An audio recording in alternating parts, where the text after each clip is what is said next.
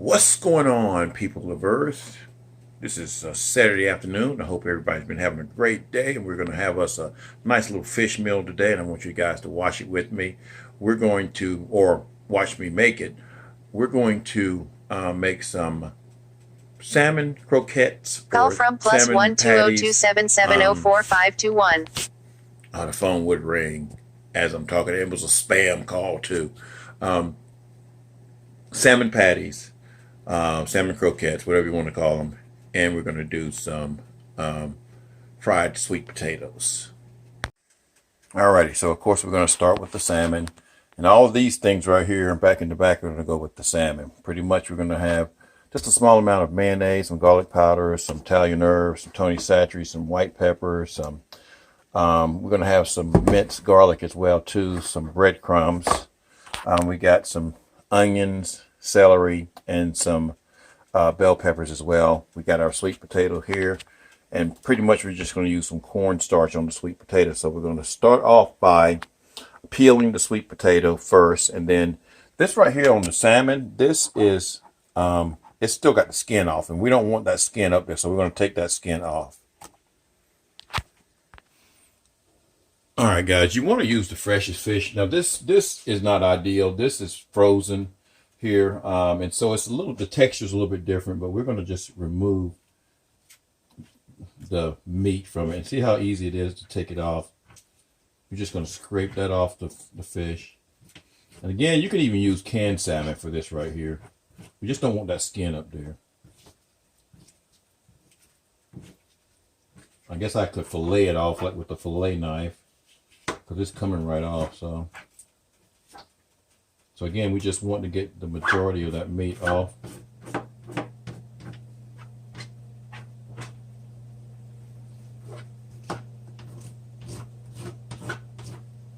All right. And then we'll do the same thing with the other piece as well too. And then we're gonna chop that up. All right, once we get it to that point, we want to kind of chop it up somewhat. And again, because it's not really fresh, guys, it comes apart really easily. You know, fresh fish is a little bit harder to chop than this. And again, this is still going to taste good, even though it's frozen. But you want to have some fairly, not real big chunks, but you don't want them to be like braided either. About like that right there. And if you can make this ahead of time, you could go ahead and refrigerate this and let it stiffen up in the refrigerator. But we're going to do ours, because we want to make these now, we're going to do ours a little bit differently. All right. All right, we're going to put these over in a bowl here. And then we'll add the rest of our ingredients to it here shortly. We're done with that mat right now.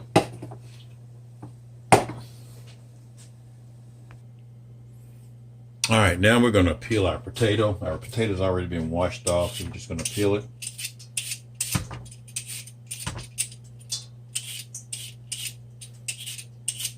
You know, if you're cooking a lot, it's always a good thing to have you one of these peelers they're different kinds. My mom had a little, I think I still got the one. She had a little silver one that wasn't as big as this one here, but still did the same thing.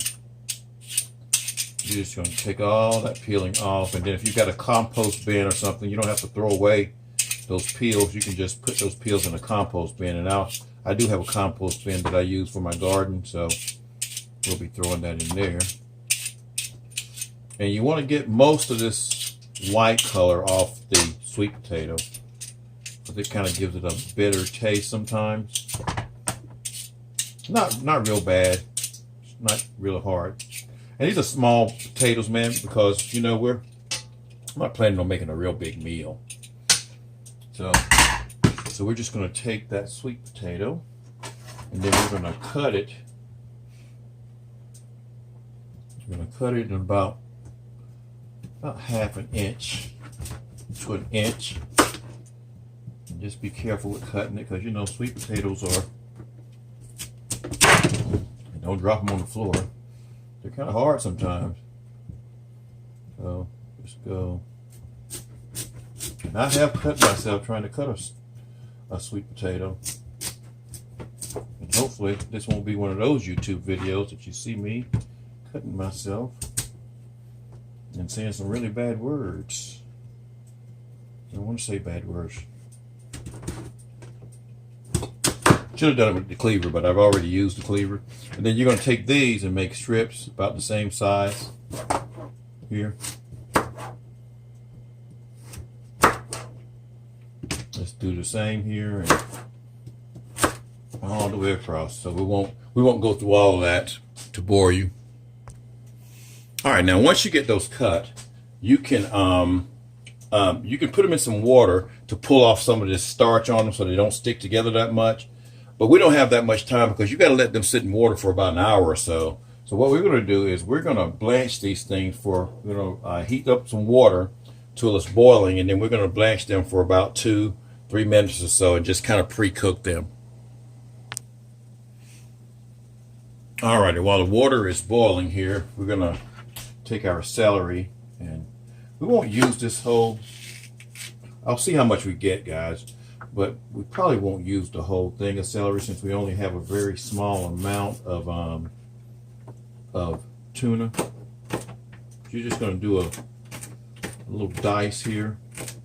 We'll see how much we have once we get it all diced up. And we're just doing a really rough dice here.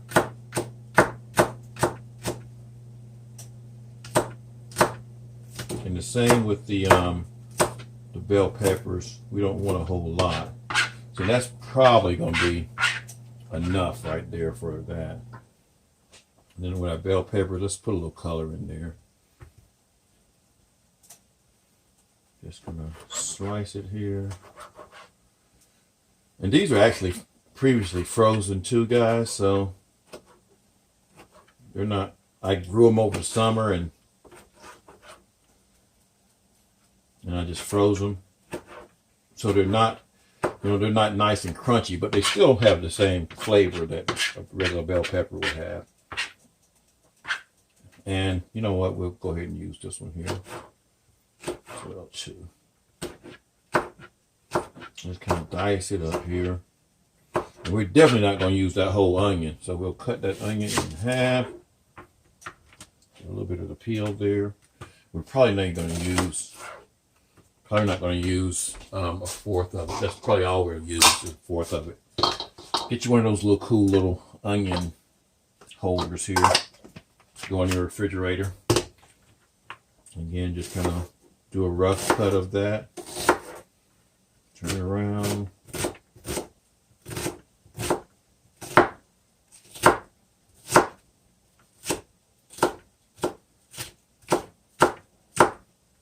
I mean, you don't want giant pieces in it, so.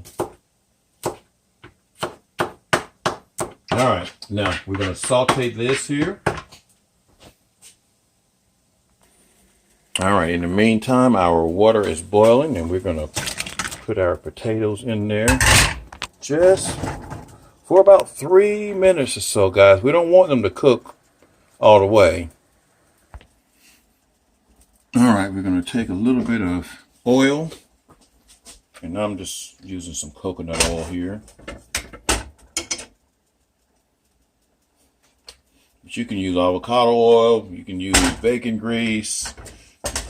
You know my philosophy on that. So if you want to stay with the healthy oils, coconut oil works real well, avocado oil works, olive oil, Mazola, I guess. Not Mazola, but some of those other oils work real well.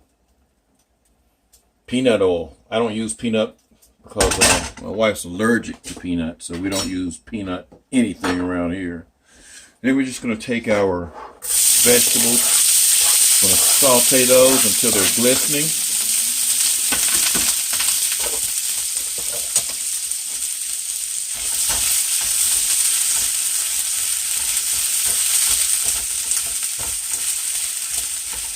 See the starch coming off of our sweet potatoes over there in that pot there. We're going to concentrate on these right now.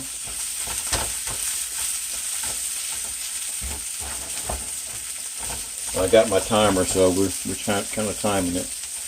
All right, we'll let those get to where they need to get, and then we'll come back. Alrighty, it's been about 3 minutes, and we're going to take our blanched potatoes and just kind of pour this into a colander. Let those drain off there.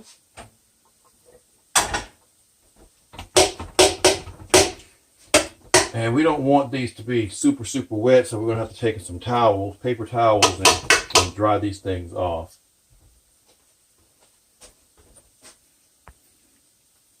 All right, we're just going to take a paper towel here, guys, and just kind of spread those out. And again, you can still handle them. I made these before. Of course, I didn't make a video about it, but I made these before, and they were all breaking up because I cooked them too long. These I haven't cooked so long.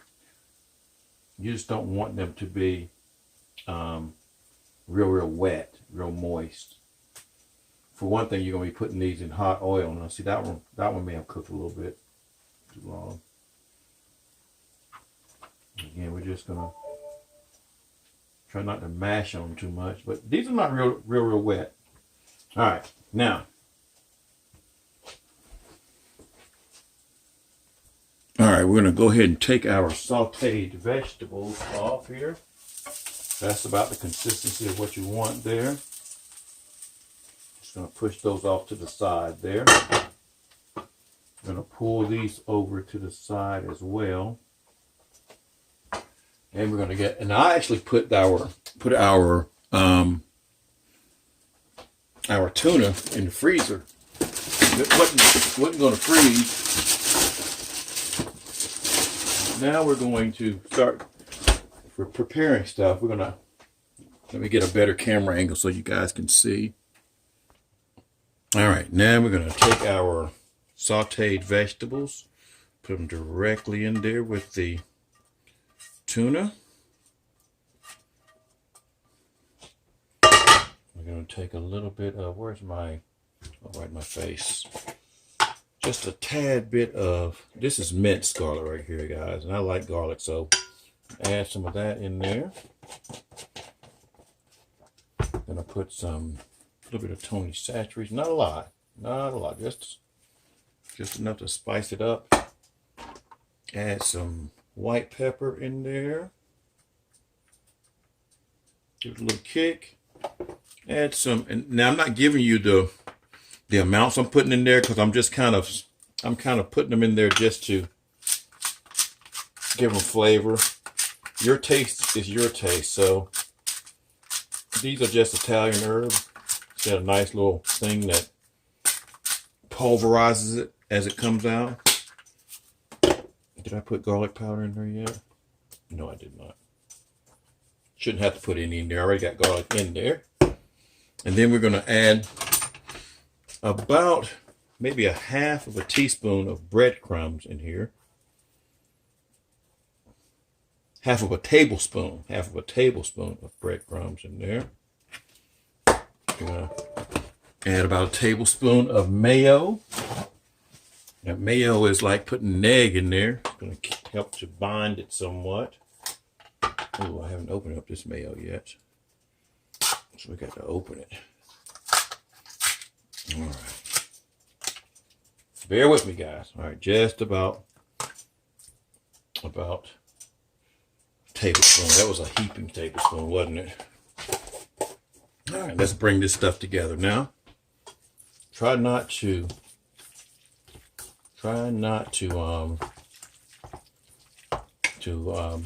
destroy the fish flesh very much, but you do want it mixed thoroughly.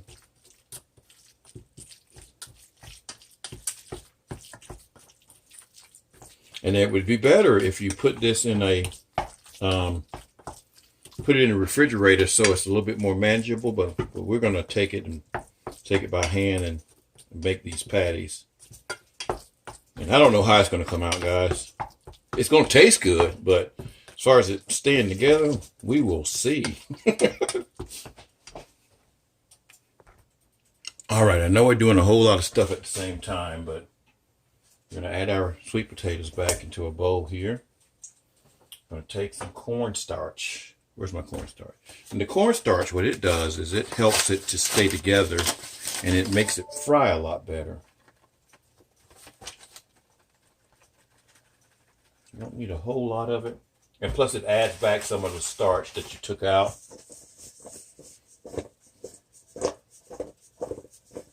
Just kind of coat it real good. All right, and we got our oil heating up back over there, and we're using some coconut oil. All right, so we're gonna start cooking this stuff. All right, we're gonna take and we're gonna make, with this right here, we're gonna make probably two patties. This is just the wife and I. The wife is not even feeling good today, so she may eat hers later.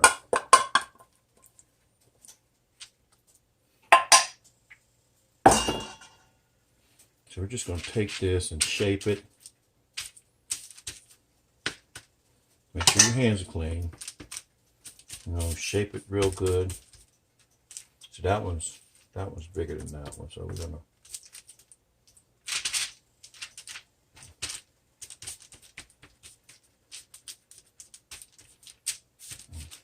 All right. Make it kind of manageable. We're gonna add it. Wish me luck. And you're gonna cook these like a hamburger, pretty much. Wipe some of the stuff off my hands. I got my oil heating up, making a mess in the kitchen. All right, here we go, guys. We're gonna try to get these up here on the pan here. All right, that went better than I thought it was gonna go. And I'm just flipping them over into my hand. All right, gonna let that cook.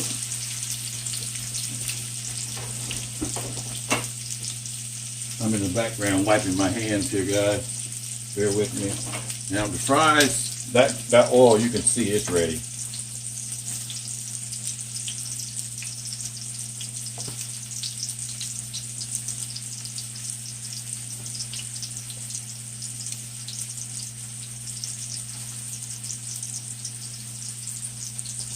These are going to be some really crispy fries too, guys.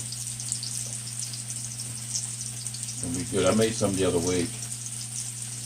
They were delicious. And we'll season them after we take them out.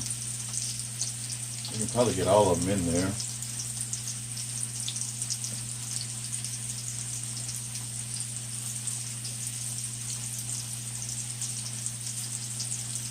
Ain't nothing like seeing something fry. I know a lot of folks don't like to bake stuff in the oil or fry stuff in oil, but this is, personally I think it tastes better. That's all what it's about, is the taste. Try not to crowd it too much. Alright, that should be enough for anybody. Alright, we're going to let those cook for a little while, and then we're going to flip them. Alright, now what I was doing while I was waiting for these to cook is I was washing the dishes, and so it takes about 3.5, 4 minutes. I had to get the colander, the bowls, the pot that I boiled in. It takes about 4 minutes. So let's check these and see what they look like. Oh yeah, that's what you want, guys. And you can almost tell. You know how a hamburger, you can see it cooking through the middle? That's kind of what you want. Oh, I'm gonna mess this one up.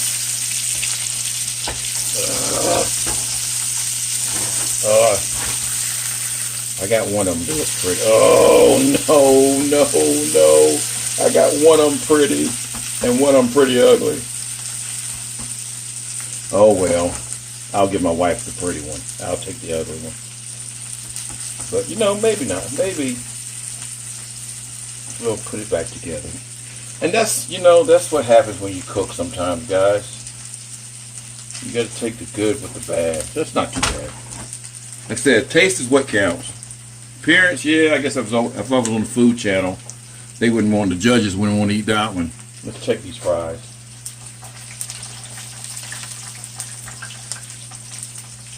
They're doing good. Let's go ahead and flip some of them. Flip most of them.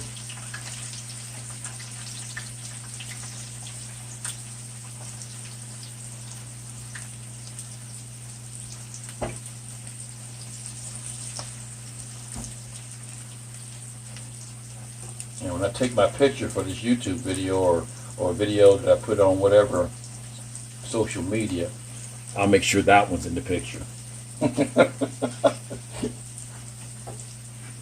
Not that one. That one's probably going to taste really good though, guys, you know, but I knew it was going to happen. I was like, this just can't be so perfect.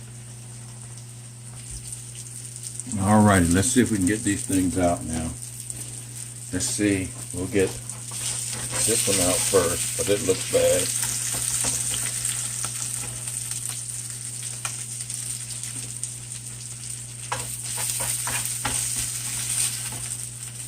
I said that one will be mine. I'll give my wife the pretty one. And we'll get this one out. Hold on a second. I'm going to do this a little different. We've got to save the salmon. There we go. That's what I'm talking about. You know what? I'm going to put that on a different plate.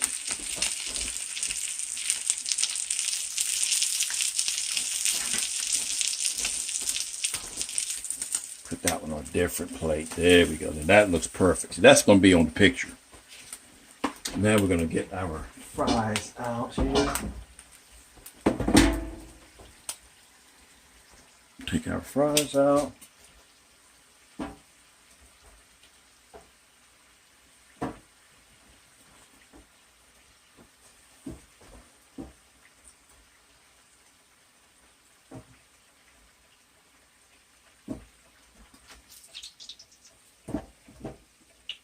I almost overcooked those babies. Almost, not quite. Oops. My stomach is growling.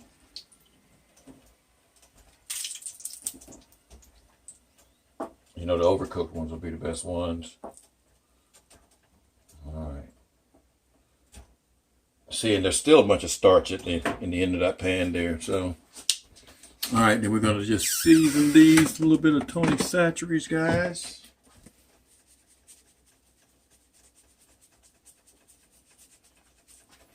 And there we have it. Then we're going to plate it up. We will begin to eat some lunch. And there you have it, guys. The overcooked French fries and the perfect salmon cake.